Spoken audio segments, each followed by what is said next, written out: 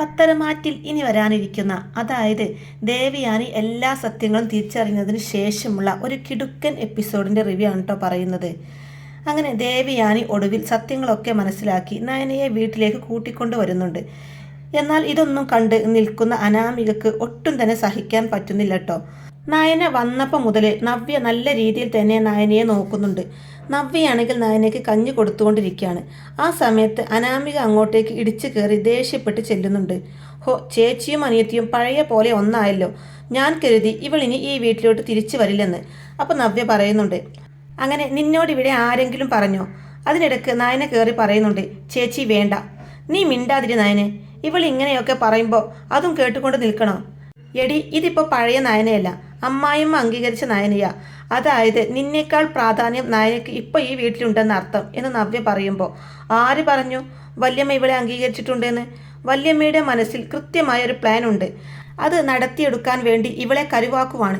അതൊന്നും അറിയാത്ത നിങ്ങൾ മണ്ടന്മാർ എന്ന് പറയുന്നുണ്ട് അനാമിക. അപ്പോൾ നവ്യ പറയും, അങ്ങനെ കരുതുന്ന നീ ഒരു വിഡ്ഢിയാണെന്നേ എനിക്ക് പറയാൻ പറ്റൂ. എടി, വിഡ്ഢി എൻ്റെ അല്ല, വിഡ്ഢി നീ തന്നെ. കൂടുതൽ ഇങ്ങോട്ടൊന്നും പറയണ്ട, പോയി നിന്റെ പണി നോക്കടി പെണ്ണെ എന്ന് പറയാൻ നവ്യ. സൗകര്യമില്ലെങ്കിലോ?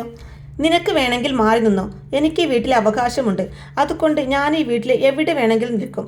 എൻ്റെ അത്ര പോലും അവകാശമില്ലാത്തവർ വലിഞ്ഞു കയറി വളഞ്ഞ വഴിയിലൂടെ വന്ന നിങ്ങൾക്ക് രണ്ടുപേർക്കുമാണെന്ന് അനാമിക പറയുന്നതും അത് ആർക്കാണെന്ന് നമുക്ക് കണ്ടറിയാം എന്ന് പറയുന്നുണ്ട്. എടി, നീ ചെയ്ത ഓരോ കള്ളത്തരത്തിൻ്റെയും പ്രൂഫ് എൻ്റെ കയ്യിലുണ്ട്. എന്നാൽ ഇത് കേൾക്കുന്നതും അനാമിക ശരിക്കും ഒന്ന് ഞെട്ടിപ്പോകുന്നുണ്ട് കേട്ടോ. എന്ത് തെളിവ്? നിങ്ങൾ അനാവശ്യം പറയരുതെന്ന് പറയുമ്പോൾ, എടി, തെളിവ് ഞാൻ നിന്റെ മുമ്പിൽ കാണിച്ചു തരണോ? ഇത്ര കാലം ഞാനത് കാണിച്ചു തരാഞ്ഞത് ഒരവസരം വരും. ആ സമയത്ത് എല്ലാവരെയും കാണിക്കാൻ വേണ്ടിയാ. എന്തായാലും കൂടുതൽ പ്രസംഗമൊന്നും വേണ്ട. നിന്റെ പത്തി ഞാൻ താഴ്ത്തി തരാടി. നിനക്ക് അധിക ദിവസമൊന്നും ഇവിടെ ആയുസ്സുണ്ടെന്ന് കരുതണ്ട. നയനെ, നീയും വാ. ഇവളെ പോലുള്ളവരോട് സംസാരിക്കാൻ നിന്നാൽ ഒരിക്കലും ശരിയാവില്ല. ഇതും പറഞ്ഞ് നയനയെ പതുക്കെ ഇങ്ങനെ പിടിച്ചു കൊണ്ടുപോകുന്നുണ്ട് നവ്യ. ആ സമയത്ത് അനാമിക പറയുന്നുണ്ട്, ഈശ്വര, ഇവളുടെ അടുത്ത് എന്ത് പ്രൂഫാ ഉള്ളത്? അയ്യോ, ഞാനന്ന് അമ്മക്ക് സ്വർണം കൊടുക്കുന്നതെങ്ങാനും ഇവൾ ഫോണിൽ പകർത്തിയോ? അയ്യോ, ഒന്നും അറിയുന്നില്ലല്ലോ എന്ന് പറഞ്ഞ് പേടിയോടെ നിൽക്കുന്നുണ്ട് അനാമിക. അങ്ങനെ നവ്യ നയനയെ കൊണ്ടുപോയിട്ട് ടേബിളിനടുത്ത് ഇരുത്തുന്നുണ്ട് കേട്ടോ. അവിടുന്ന് കഞ്ഞി കോരി കൊടുക്കുന്നുണ്ട്. ആ സമയത്ത് ദേവയാനി പുഞ്ചിരിച്ചു കൊണ്ട് അങ്ങോട്ടേക്ക് വരുന്നുണ്ട്. മോളെ, നയന മോളെ. അപ്പോൾ നയന പറയുന്നുണ്ട്, അയ്യോ അമ്മ എന്തിനാ ഇപ്പോൾ എഴുന്നേറ്റ് നടക്കുന്നതെന്ന് ചോദിക്കുമ്പോൾ, അതൊന്നും കുഴപ്പമില്ല മോളെ, എനിക്കിപ്പോൾ ഒരു കുഴപ്പവുമില്ല. നീ എന്തെങ്കിലും കഴിച്ചോ എന്നറിയാൻ വേണ്ടി വന്നതാ ഞാൻ. നവ്യ എന്താ നയനമോൾക്ക് കൊടുക്കുന്നത്? അത് കഞ്ഞിയെ അമ്മായി. അമ്മായിക്ക് എന്തെങ്കിലും എടുക്കണമെന്ന് ചോദിക്കുമ്പോൾ, അയ്യോ ഇപ്പോൾ ഒന്നും വേണ്ട, കുറച്ച് മുന്നേ അനാമിക മോൾ ജ്യൂസ് കൊണ്ടു തന്നതേ ഉള്ളൂ. അപ്പോൾ നവ്യ പറയുന്നുണ്ട്, അവളുടെ ജ്യൂസ് കുടിക്കുമ്പോൾ അമ്മായി അതൊന്ന് ശ്രദ്ധിക്കുന്നത് നല്ലതാ. എന്താ നവ്യേ, എന്താ നീ അങ്ങനെ പറഞ്ഞതെന്ന് ചോദിക്കുമ്പോൾ, ഒന്നുമില്ല അമ്മായി, ഞാനൊന്ന് പറഞ്ഞതാ ശ്രദ്ധിക്കാൻ. അങ്ങനെയൊന്നുമില്ല നവ്യ, ഇനി നീ പറഞ്ഞത് കേട്ടുകൊണ്ട് അനാമിക മോൾ ഇങ്ങോട്ടേക്ക് വരണ്ട. അപ്പോൾ നവ്യ പറയുന്നുണ്ട്, ഞാനൊന്നും പറയുന്നില്ല അമ്മായി, ഇനി അതിൻ്റെ പേരിൽ വെറുതെ പ്രശ്നം ഉണ്ടാവണ്ടെന്ന് പറയും. ഇനി നവ്യ എഴുന്നേൽക്ക്, ബാക്കി കഞ്ഞി ഞാൻ നയനമോൾക്ക് കൊടുത്തോളാം. അയ്യോ അമ്മായി, അതിൻ്റെ ആവശ്യമൊന്നുമില്ല. അമ്മായി എനിക്ക് റെസ്റ്റ് പറഞ്ഞിരിക്കുമല്ലേ എന്ന് പറയുമ്പോൾ, അതിനെന്താ, ഞാൻ നയനമോളോട് ചെയ്തത് വെച്ച് ഓർക്കുമ്പോൾ ഈ കഞ്ഞി കൊടുക്കുന്നൊന്നും അതിൻ്റെ ഒരു ഭാഗത്ത് പോലും എത്തില്ല. അത്രയും പാപം എൻ്റെ മോളോട് ഞാൻ ചെയ്തിട്ടുണ്ട്. ആ കഞ്ഞിങ്ങത്താ. അപ്പോൾ നയന പറയും, അമ്മേ വേണ്ട അമ്മേ, ഇതിപ്പോൾ എനിക്ക് കുടിക്കാവുന്നതേ ഉള്ളൂ. ചേച്ചി പറഞ്ഞത് കേൾക്കാഞ്ഞിട്ടാ. ഗർഭിണിയാണെന്നുള്ള ഒരു ബോധവും ചേച്ചിക്കിപ്പോൾ ഇല്ല. ഞാൻ ഇവിടെ വന്നത് മുതൽ എന്നെ നോക്കണം എന്നുള്ള ഒരേ ഒരു വിചാരം മാത്രമേ ഉള്ളൂ എന്ന് പറയുന്നുണ്ട് നയന. ഇപ്പോൾ നവ്യമോള് പഴയ പോലെ ഒന്നുമല്ല, ഒരുപാട് മാറി. അതെ അമ്മായി, ആദ്യമൊന്നും എനിക്ക് ഇവളുടെ സ്നേഹമൊന്നും തിരിച്ചറിയാൻ പറ്റിയിട്ടില്ല. എന്നാൽ ഇപ്പം അങ്ങനെയല്ല, ഞങ്ങൾക്ക് വേണ്ടി ഒരുപാട് കഷ്ടപ്പെട്ടതാ നയന. അപ്പോൾ ദേവയാനി പറയുന്നുണ്ട്, മോളെ, ഈ അമ്മയോട് മോള് ക്ഷമിക്കില്ലേ? അമ്മേ, ഞാൻ പറഞ്ഞതല്ലേ എനിക്കിതൊന്നും ഒരു വിഷയമല്ലെന്ന്. അമ്മ എന്നെ സ്നേഹിച്ചാൽ മാത്രം മതി. അതല്ലാതെ ഞാൻ അമ്മയിൽ നിന്നും മറ്റൊന്നും പ്രതീക്ഷിക്കുന്നില്ല. എന്തായാലും ദേവയാനി നയനക്ക് കഞ്ഞി വാരി കൊടുക്കുന്നുണ്ട് കേട്ടോ. അത് കണ്ടുകൊണ്ട് ജലജ അങ്ങോട്ടേക്ക് വരുന്നുണ്ട്. ഏട്ടത്തി, എന്താ ഏട്ടത്തി ഞാനിപ്പോൾ ഈ കാണുന്നത്? ഇവൾക്ക് എന്തിനാ ഏട്ടത്തി കഞ്ഞി കോരി കൊടുക്കുന്നതെന്ന് ചോദിക്കുമ്പോൾ, അതിനെന്താ കുഴപ്പം? നയനമോൾക്ക് വയ്യാതിരിക്കല്ലേ, അതുകൊണ്ടല്ലേ ഞാൻ നയനമോൾക്ക് കഞ്ഞി കോരി കൊടുക്കുന്നതെന്ന് പറയുന്നുണ്ട് ദേവയാനി. ഏട്ടത്തി, ഇതെന്താ സ്വപ്നം വലുതുമാണോ? അതും പറഞ്ഞ് ജലജ ദേഹത്ത് നുള്ളി നോക്കുന്നുണ്ട് കേട്ടോ. അയ്യോ, ഇതൊന്നും സ്വപ്നമല്ലല്ലോ, എന്തൊക്കെയാ ജലജ നീ പറയുന്നതെന്ന് ദേവയാൻ ചോദിക്കുമ്പോൾ, അല്ല ഏട്ടത്തി എന്തിനാ ഇപ്പോൾ ഇവൾക്ക് കഞ്ഞി കോരി കൊടുക്കുന്നതെന്ന് വീണ്ടും ചോദിക്കുന്നുണ്ട് ജലജ. അതെന്താ, നയനമോളി എൻ്റെ മരുമകളല്ലേ, അവൾക്ക് ഞാൻ കഞ്ഞി കോരി കൊടുത്തു എന്ന് കരുതി എന്താ കുഴപ്പം? ആ നയനമോളോ? ആ നയനമോൾ തന്നെ. ഏട്ടത്തി ഇവൾ ഈ വീട്ടിലേക്ക് കയറി വന്നത് എങ്ങനെയാണെന്ന് ഏട്ടത്തിക്ക് അറിയില്ലേന്ന് ചോദിക്കുമ്പോൾ അതൊക്കെ എനിക്കറിയാം. ഒരു പ്രത്യേക സാഹചര്യത്തിൽ എൻ്റെ മരുമകൾക്ക് ഈ വീട്ടിലേക്ക് കയറേണ്ടി വന്നു. എന്നാൽ അന്ന് അങ്ങനെയൊക്കെ ആയത് എൻ്റെയും എൻ്റെ മകൻ്റെയൊക്കെ നല്ലതിന് വേണ്ടിയിട്ട് തന്നെയാണ്. ഇപ്പോൾ ഞാനും എൻ്റെ മകനും ഒക്കെ അത് തിരിച്ചറിഞ്ഞു. ഏട്ടത്തിക്ക് എന്താ വട്ടായോ? ജലജ, നീ നിന്റെ പണി നോക്കി പോയെന്ന് പറയുമ്പോൾ ഏട്ടത്തി ഹോസ്പിറ്റലിൽ വന്നു കഴിഞ്ഞാൽ ഉടനെ തന്നെ ഇവളുമാരെ പുറത്താക്കണമെന്ന് പറഞ്ഞതല്ലേ? അന്ന് അങ്ങനെയൊക്കെ പറഞ്ഞു പോയി. അതൊക്കെ എൻ്റെ തെറ്റായ ചിന്താഗതിയാണെന്ന് ഇപ്പോഴാണ് ഞാൻ തിരിച്ചറിഞ്ഞത്. അതിനൊക്കെ ഞാൻ എത്ര പ്രായശ്ചിത്തം ചെയ്താലും മതിയാകില്ല. അപ്പോൾ ജലജ മനസ്സിലിങ്ങനെ കരുതുന്നുണ്ട്, ഈശ്വര, എന്തൊക്കെയാണ് ഞാൻ ഈ കാണുന്നതും കേൾക്കുന്നതും? ഈ പെരുങ്കള്ളി നായന ഏട്ടത്തിയെയും വളച്ചൊടുക്കി കുപ്പിയിലാക്കി വെച്ചേക്കുവാണോ? അപ്പോൾ ദേവയാനി പറയുന്നുണ്ട്, ജലജെ, ഒരു കാര്യത്തിൽ നിന്നോട് എനിക്ക് നന്ദി പറയാനുണ്ട്. മോളെ ഇങ്ങോട്ട് കൈ പിടിച്ച് കയറ്റിയത് നീയല്ലേ? അതിന് എനിക്ക് നിന്നോട് ഒരുപാട് നന്ദിയുണ്ട്. അപ്പോൾ ജലജ നയനയോട് ചോദിക്കുന്നുണ്ട്, എടി, നീയൊക്കെ കൂടെ ഏട്ടത്തിയെ എന്ത് പറഞ്ഞാൽ ബ്രെയിൻ വാഷ് ചെയ്ത് വെച്ചിരിക്കുന്നത്? അപ്പോൾ നവ്യ പറയുന്നുണ്ട്, എന്ത് ബ്രെയിൻ വാഷ് ചെയ്ത് വെച്ചെന്നോ? എടി, നീ കൂടുതൽ സംസാരിക്കൊന്നും വേണ്ട. എല്ലാവരും എല്ലാ കാലവും എപ്പോഴും നിന്റെ കൂടെ ഉണ്ടായിക്കൊള്ളണമെന്നില്ല. നിന്റെ അമ്മായിയമ്മ ഒന്നുമല്ലല്ലോ അംഗീകരിച്ചത്. ഇവളുടെ അമ്മായിയമ്മയാണ് അംഗീകരിച്ചത്. അതിന് നീ ഇങ്ങനെ കയറ് പൊട്ടിക്കേണ്ട ആവശ്യമൊന്നുമില്ല. അപ്പോൾ ദേവയാനി പറയുന്നുണ്ട്, ജലജെ, നവ്യ ഒരു ഗർഭിണിയാണ്. നവ്യയുടെ മുന്നിൽ വെച്ച് ഇത്തരം സംസാരങ്ങളൊന്നും വേണ്ട. അത് പിന്നെ ഏട്ടത്തി, ഇവൾ ഇങ്ങനെയൊക്കെ പറഞ്ഞപ്പോൾ എന്ത് പറഞ്ഞപ്പോൾ? നവ്യ വേണ്ടിയത് തന്നെയല്ലേ പറഞ്ഞത്? ഞാൻ നയനമോളെ മനസ്സിലാക്കാൻ സമയമെടുത്തു. ഇപ്പോൾ നയനമോളി എൻ്റെ ജീവനാണ്. ഇനി ഒരിക്കലും എന്നിൽ നിന്നും നയനമോളെ പറിച്ചെടുക്കാൻ ആർക്കും കഴിയില്ല. എന്നാൽ ഈ ഒരു വാക്ക് കേട്ടുകൊണ്ടാണ് കേട്ടോ അനാമിക അങ്ങോട്ടേക്ക് വരുന്നത്. അപ്പോൾ അനാമിക സ്വയം മനസ്സിലിങ്ങനെ കരുതുന്നുണ്ട്, ഞാനിപ്പോൾ എന്താ കേട്ടത്? വല്യമ്മ ഇവളെ അംഗീകരിച്ചോ? അപ്പോൾ ദേവയാനി പറയുന്നുണ്ട്, ജൽജെ, നിന്റെ സ്വഭാവം ഇന്നു മുതൽ മാറ്റിക്കോണം. ഇതാണ് നിന്റെ യഥാർത്ഥ മരുമകൾ. ഈ മരുമകളെ ഒഴിവാക്കി ഇനി ആ സ്ഥാനത്ത് മറ്റു മരുമകളെ പ്രതിഷ്ഠിക്കാമെന്ന് നീ കരുതണ്ട. അഭിയുടെ ഭാര്യ മാത്രമല്ല ഇന്നിവള്, അഭിയുടെ കുഞ്ഞിൻ്റെ അമ്മയും കൂടിയാ.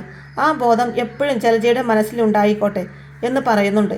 തുടർന്ന് നയനമോളോട് പറയുന്നുണ്ട്, മോൾ എൻ്റെ റൂമിലോട്ടൊന്ന് വാ, എനിക്ക് മോളോട് കുറച്ച് സംസാരിക്കാനുണ്ടെന്നും പറഞ്ഞിട്ട് ദേവയാനി അവിടെ ഒന്നും പോകുന്നുണ്ട് കേട്ടോ. പിന്നെ കാണിക്കുന്നത് മുത്തശ്ശൻ്റെയും മുത്തശ്ശിയുടെയും മുറിയാണ് കേട്ടോ. അപ്പം മുത്തശ്ശി പറയും, ഒരുപാട് നാളുകൾക്ക് ശേഷം ഇപ്പോഴാണ് ഞാൻ ഇദ്ദേഹത്തിൻ്റെ മുഖത്ത് ഇതുപോലൊരു പുഞ്ചിരി കാണുന്നതെന്ന് പറയുമ്പോൾ, വസുന്ധരെ, ഇപ്പോൾ എനിക്ക് ലോകം പിടിച്ചടക്കിയ സന്തോഷാടോ. നയനമോളെ എല്ലാ സത്യങ്ങളും തിരിച്ചറിഞ്ഞ് ദേവയാനി തിരികെ കൊണ്ടുവന്നു. ദേവയാനി നയനമോളെ സ്നേഹിച്ചു തുടങ്ങിയപ്പോൾ എന്താണെന്നറിയില്ല, ഈ ലോകം പിടിച്ചടക്കിയ സന്തോഷം പോലെ. ഇനി എനിക്കൊന്നും വേണ്ടടോ വസുന്ധരെ എന്നൊക്കെ മുത്തശ്ശൻ പറയുമ്പോൾ, അങ്ങനെയൊന്നും ഇദ്ദേഹം പറയല്ലേ. എടോ വസുന്ധരെ, നമ്മൾ ആഗ്രഹിച്ചത് ഇത് തന്നെ അല്ലായിരുന്നോടോ എന്ന് ചോദിക്കുമ്പോൾ, അതെ, നയനമോളുടെ കാര്യത്തിൽ സമാധാനമായി. പക്ഷേ നവ്യമോളുടെ അവസ്ഥ അങ്ങനെയാണോ? അതുമാത്രമല്ല, അനിയുടെ ഭാര്യയായി കയറി വന്ന അനാമികമോളുടെ അവസ്ഥ, അതും ഏത് നിമിഷവും അവരുടെ ബന്ധത്തിന് കോട്ടം തട്ടുന്ന രീതിയിലാണ്. അനിയുടെ കാര്യം നമുക്ക് എന്തെങ്കിലും ചെയ്യാമെന്ന് വെക്കാം. പക്ഷേ നവ്യമോളുടെ അവസ്ഥ അങ്ങനെയല്ല. ആ ജൽജയുടെയും അഭിയുടെയും സ്വഭാവമൊന്നും ഒരു കാലത്തും മാറാൻ പോകുന്നില്ല. അങ്ങനെയൊക്കെ മുത്തശ്ശി പറയുമ്പോൾ അതിലും ഒരു മാറ്റം വരുമിടോ വസുന്ധരെ. കാലങ്ങൾ എടുത്തിട്ടാണെങ്കിലും അതിനൊരു മാറ്റം വരും. അവർക്കൊക്കെ ദൈവം വേണ്ട രീതിയിൽ ശിക്ഷ കൊടുക്കും. അപ്പോൾ അതൊക്കെ കണ്ടു പഠിച്ചോളും. വാർദ്ധക്യത്തിൽ നോക്കാൻ ഇവരൊക്കെ തന്നെ ഉണ്ടാവത്തുള്ളൂ. ആ ബോധം ജലജയിൽ ഉണ്ടാക്കിയെടുക്കണം. അതാണ് ആദ്യം വേണ്ടത് എന്ന് പറയുന്നുണ്ട് മുത്തശ്ശൻ. പിന്നെ അതൊക്കെ കഴിഞ്ഞിട്ട് കാണിക്കുന്നത് ദേവയാനിയും നാനിയും റൂമിലിരുന്ന് സംസാരിക്കുന്നതാണ് കേട്ടോ. മോളെ, ഇത് ഞാൻ എനിക്ക് കരൾ തന്ന കുട്ടിക്ക് കൊടുക്കാൻ വേണ്ടി വെച്ചതാ. ഒരിക്കലും ഞാൻ പ്രതീക്ഷിച്ചതല്ല എൻ്റെ നയനമോളായിരിക്കും എനിക്ക് കരൾ തന്ന് സഹായിച്ചത് എന്ന്. എന്നാൽ ആ കുട്ടിക്ക് കൊടുക്കാൻ വെച്ചത് ഇപ്പോൾ ഞാൻ എൻ്റെ മരുമകൾക്ക് തരുക. കാരണം എൻ്റെ മരുമകളാണല്ലോ എന്നെ രക്ഷിച്ചത്. ഒരിക്കലും ഈ ഉപകാരം ഞാൻ മറക്കില്ല. ഇനി എൻ്റെ മോളെ മരുമകളായിട്ടല്ല, സ്വന്തം മകളായിട്ട് തന്നെ ഞാൻ കാണും. പഴയതൊന്നും ആലോചിച്ച് ഒരിക്കലും മോൾക്ക് എന്നോട് വെറുപ്പ് തോന്നരുത് എന്നൊക്കെ ദേവയാനി വിഷമത്തോടെ പറയുമ്പോൾ, അയ്യോ അമ്മ എന്തൊക്കെയായി പറയുന്നത്? പറഞ്ഞത് തന്നെ ഒരുപാട് തവണയായല്ലോ ഈ പറയുന്നു. ഞാൻ പറഞ്ഞില്ലേ അമ്മേ, എന്നെ സ്നേഹിച്ചാൽ മാത്രം മതി. എനിക്ക് പഴയതൊന്നും ഓർമ്മയില്ല. അതൊക്കെ മറക്കാൻ ഞാൻ തയ്യാറാ. ഞാൻ എൻ്റെ അമ്മയെ പൊന്നു പോലെ നോക്കും. എനിക്ക് എൻ്റെ സ്വന്തം അമ്മയെ പോലെ തന്നെയാ ആദർശേട്ടൻ്റെ അമ്മയും. മോളെ, നിന്നെ ഞാൻ മനസ്സിലാക്കാൻ ഒരുപാട് വൈകിപ്പോയല്ലോ. എന്തായാലും മരുമകളെ അമ്മായിയമ്മ അംഗീകരിച്ചത് ആദർശം ജയേട്ടനൊന്നും അറിഞ്ഞിട്ടില്ല. മോൾ അവരോട് ഒന്നും പറയണ്ട. അവർക്കിതൊരു സർപ്രൈസ് ആയിക്കോട്ടെ എന്ന് പറയുന്നുണ്ട്. തുടർന്ന് നയന പറയുന്നുണ്ട്, അമ്മ ഇതൊന്നും എനിക്ക് വേണ്ടായിരുന്നു എന്ന് പറയുമ്പോൾ, അങ്ങനെയൊന്നും പറയരുത്. അമ്മയുടെ ഒരു ചെറിയ സന്തോഷമായത്. ആ സമയത്താണ് കേട്ടോ ആദർശ് നയനയുടെ ഫോണിലേക്ക് വിളിക്കുന്നത്. അപ്പോൾ ദേവയാനി പറയുന്നുണ്ട്, പറഞ്ഞ് നാവ് എടുത്തില്ല, ആദർശ് വിളിക്കുന്നു, മോള് പൊക്കോ, പോയി സംസാരിക്ക്. ഇതും പറഞ്ഞ് ദേവയാനി നയനയെ അവിടുന്ന് പറഞ്ഞു വിടുകയാണ് കേട്ടോ. നയന റൂമിൽ നിന്ന് സന്തോഷത്തോടെ ഇറങ്ങി പോകുന്നത് കണ്ടിട്ട് അനാമികക്ക് ഒട്ടും തന്നെ സഹിക്കുന്നില്ല. അനാമിക ദേഷ്യപ്പെട്ടുകൊണ്ട് തന്നെ ദേവയാനിയുടെ മുറിലോട്ട് കയറി വരുന്നുണ്ട്. കരഞ്ഞുകൊണ്ട് വല്യമ്മയെന്ന് വിളിച്ചുകൊണ്ടാണ് കേട്ടോ ദേവയാനിയുടെ മുമ്പിലോട്ട് കയറി വരുന്നത്. ഇപ്പം എന്നെ വല്യമ്മക്ക് വേണ്ടല്ലേ എന്ന് ചോദിക്കുമ്പോൾ, അയ്യോ എന്തിനാ മോള് കരയുന്നത്? എനിക്കറിയാം ഇപ്പോൾ എന്നെ വേണ്ട. ഇപ്പോൾ നയനയെ മാത്രം മതി വല്യമ്മക്ക്. എത്രയൊക്കെ സഹായം ചെയ്തു തന്നിട്ടും അവളോടാ വല്യമ്മക്ക് ഇഷ്ടം. അവൾ വല്യമ്മയെ വല്ലാതെ സ്വാധീനിച്ചു അല്ലേ എന്ന് പറയുമ്പോൾ, അയ്യോ അങ്ങനെയൊന്നും അല്ല മോളെ, ഞാൻ മോളോട് എല്ലാം പറയണമെന്ന് കരുതിയിരിക്കുകയായിരുന്നു എന്ന് പറയുമ്പോൾ, എന്ത് പറയാനാ? ഇനി എന്ത് പറഞ്ഞാലും എനിക്ക് മനസ്സിലാവില്ല. വല്യമ്മ അവളെ സ്നേഹിക്കാൻ തുടങ്ങിയില്ലേ? അയ്യോ മോളെ, അതിനൊരു കാരണമുണ്ട്. എന്ത് കാരണം? എന്തായാലും എനിക്കതറിയണ്ട. ദേ അവളീ മുറിയിൽ നിന്ന് ഇറങ്ങി പോകുമ്പോൾ തന്നെ എന്നെ ചീത്ത വിളിച്ചിട്ടാ പോയത്. ഏത് സമയവും അവൾക്ക് എന്നെ ഇവിടുന്ന് പുറത്താക്കണം എന്ന ചിന്തയാ. ആ ആണും പെണ്ണും കേട്ട മൊട്ടച്ചിയെ ഇങ്ങോട്ട് കയറ്റാൻ വേണ്ടിയിട്ട്. മോളെ അങ്ങനെയൊന്നും പറയാതെ. നയനമോൾ ഒരിക്കലും അങ്ങനെയൊന്നും ചെയ്യത്തില്ല. നയനമോളെക്കുറിച്ച് മോൾ തെറ്റായ രീതിയിലാണ് ചിന്തിച്ചു വെച്ചിരിക്കുന്നത്. അല്ല വല്യമ്മേ, അവൾ അതും അതിനപ്പുറവും ചെയ്യും. എന്നാൽ ഇത് കേൾക്കുമ്പോൾ തന്നെ ദേവയാനിക്ക് ദേഷ്യം വരുന്നുണ്ട് കേട്ടോ. അപ്പോൾ ദേവയാൻ ചോദിക്കുന്നുണ്ട്, അല്ല നിനക്കിപ്പോൾ എന്താ പ്രശ്നം? ഞാൻ നയനയെ സ്നേഹിക്കാൻ പാടില്ലേ? നയന എൻ്റെ മരുമകളല്ലേ എന്ന് ചോദിക്കുമ്പോൾ, വല്യമ്മക്ക് ഇങ്ങനെയൊന്നും ആയിരുന്നില്ലല്ലോ. ആദ്യം ഞാൻ എൻ്റെ മരുമകളെ തിരിച്ചറിഞ്ഞില്ല. എന്നാൽ ഇപ്പോൾ ഞാൻ എൻ്റെ മരുമകളെ മനസ്സിലാക്കി. അനാമിക മോൾക്ക് നയനയെക്കുറിച്ച് അറിയാനിട്ടാ. ഒന്നും പറഞ്ഞിട്ട് കാര്യമില്ല. ഞങ്ങൾ പറഞ്ഞു തരുന്നത് തന്നെയല്ലേ മോള് പഠിക്കുന്നത്. അതിൻ്റേതായ നീരസമൊക്കെ മോൾക്ക് നയനയോട് കാണും. അതൊക്കെ പതിയെ മാറിക്കോളെന്ന് പറയുന്നുണ്ട് ദേവയാനി. എന്തൊക്കെയാ വല്യമ്മ ഈ പറയുന്നത്? അവളെ വല്യമ്മ സ്നേഹിക്കരുത്. അവൾ ഒരു വൃത്തികെട്ട പെണ്ണ. അവളുടെ അമ്മ ഒരു വൃത്തികെട്ട സ്ത്രീയും.